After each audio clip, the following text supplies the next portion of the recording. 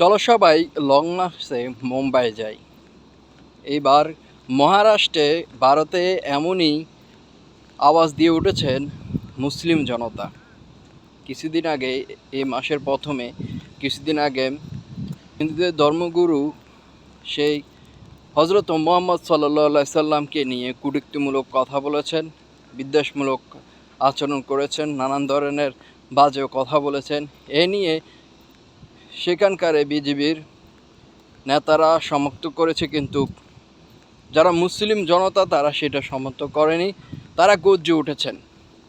তারা এবার long March Mumbai long March ডাক দিয়েছেন। এরই মধ্যে মহারাষ্ট্রে মুম্বাই হাজারো মুসলিম জড়ো হয়ে গিয়েছেন।